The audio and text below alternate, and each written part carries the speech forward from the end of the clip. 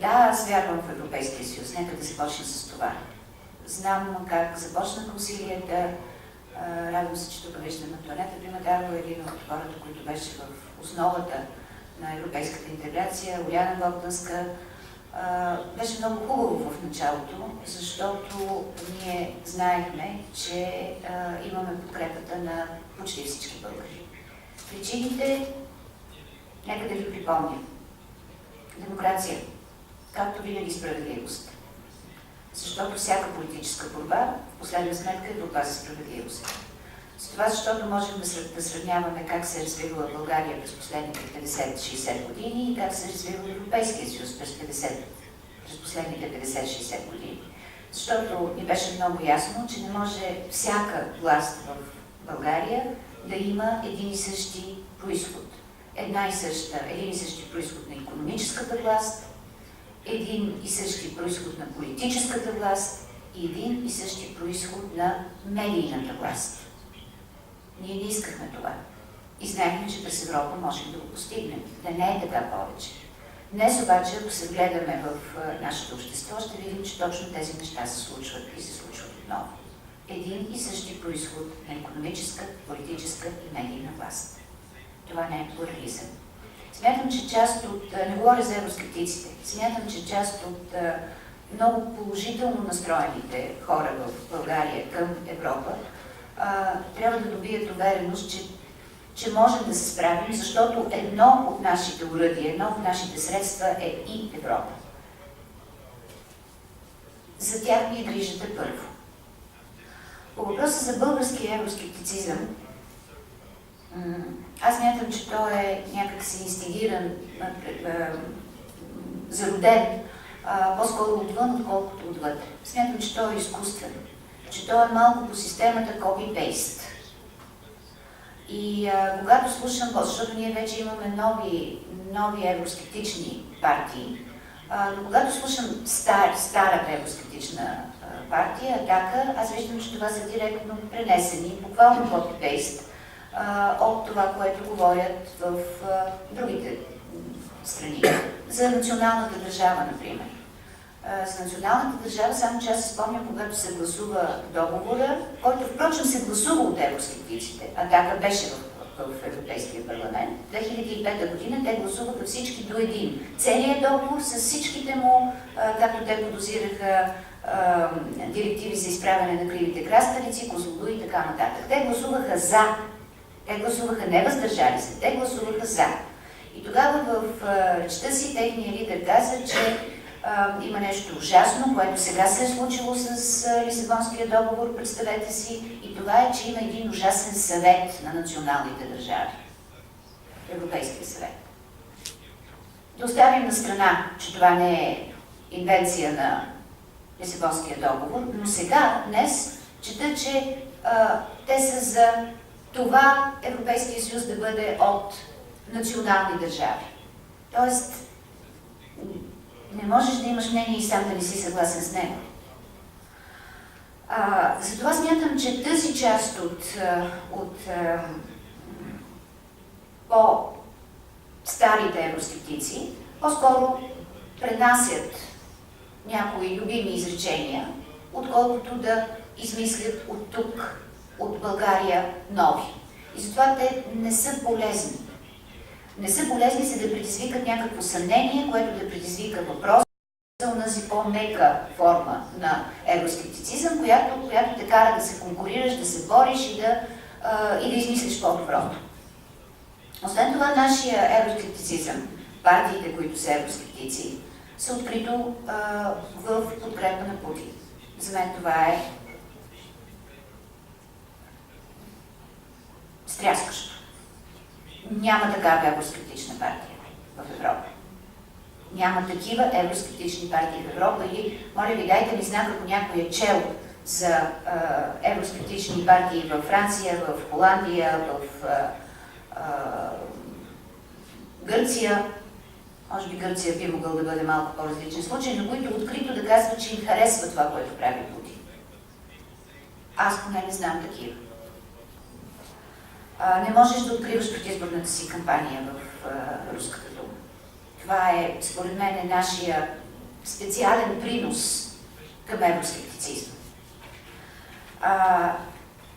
Това, което се случва с появата на България без цензура, новата някаква партия, дори не е евроскептицизъм в собствения смисъл на думата. Там е случайно стреляне навсякъде. И до голяма степен, във връзка с това, което каза Димо, това е антиелит. Антиелит обаче, който, без да искам да изпадам в дребнотемие, на битова основа, всъщност е изключително добре финансиран. Тоест, непрекъснато ние имаме някакъв усилен опит да се правиш точно на това, на което не си. Включително и с тази новопоявила се партия. Тя няма нищо общо с връзката и защитата на интересите на хора, които се борят трудно с битието си. Най-малко. Няма такава връзка. Това са партии използвачи. За съжаление, в българския контекст партиите, които са евроскептици, не са нищо друго, освен партии използвачи. Няма мисъл. Има копиране на текстове, пълна несвързаност с българската действителност, използване на отделни неща, които просто избират, и няма стройна система. Защо си евроскептик? Аз съм имала директни разговори с европейски евроскептици. Последния с лидера на ЮКИП. Поне можеш да разбереш срещу какво се бориш. Поне можеш да отличиш аргументите 1, 2, 3 и да дадеш твоите аргументи 1, 2, 3. Въпросът е дали е опасно това, което виждаме в доклада, че се сближават десните и леви мейнстрим партии, за да се борят срещу евроскептицизма. Тоест, опасно ли е това, че те нямат достатъчно различие, за да може именно в тази пукнатина да влезнат евроскептичните партии? Ние имаме такива примери. Австрия колко дълги години. И то именно в името на това да се предпази страната от крайни течения. И получи това, което искаше. Да, в Австрия не допускат партии, които са крайни, които са ксенофобски. Аз смятам, че действително да отличиш, ще има повече от една отлика. Не само идеологическата отлика между ляво и дясно, но ще има и отликата между хора, които смятат, че Европа е решение, и хора, които смятат, че Европа е проблем. Аз съм до толкова убеден човек в Европейския съюз, че аз смятам, че дори евроскептиците сами не си вярват. Просто не мога да предположа, не мога да разбера как е възможно да смятат, че в този голям свят, в глобалния свят, Великобритания ще може да се справи по-добре сама, отколкото вътре в Европейския съюз.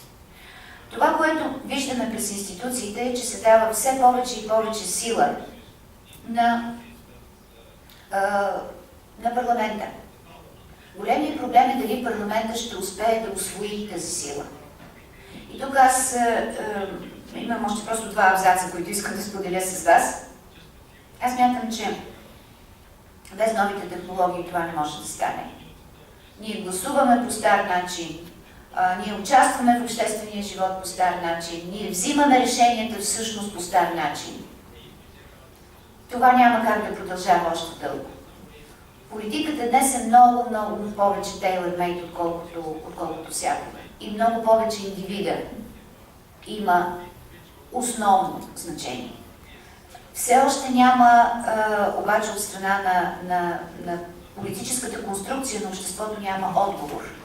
И тук искам да направя с голямо задоволство една поправка на Димо, за която той съм сигурна, че много ще ми благодари. Това е последния евробарометър, сървей за 2014 изборите и качваме се с 3% доверието в Европейския съюз, което все пак е една малка, добра новина. Как го обясняват от европейските институции? С това, че са направени 51 дебата за бъдещето на Европа, т.е. че са чути европейските граждани и с това, че всъщност мерките на Европа са се оказали със сигурност положителни. Испания има 40 000 нови работни места. Това е сериозно. Португалия и Ирландия излезнаха от близкото наблюдение. Спасиха се, така да се каже, от кризата. Тоест политиката е била правилна. И ще повторя Жан-Клод Юнкер, който не от времето му, когато той е кандидат за председател на Европейската комисия, от много преди това, когато той каза, не можеш понеделник, вторник, сряда, четвъртък, петък и събота да ругаеш Европейския съюз и в неделя да помолиш хората да гласуват отдадено за него. Тъй, че отново местната политика, националната политика е много голяма част от уравнението, вярваме ли в европейските институции. В България обаче, както и в много други държави, все пак се вярва повече на Европейския парламент, отколкото на националния парламент. И според мен тук е коренът на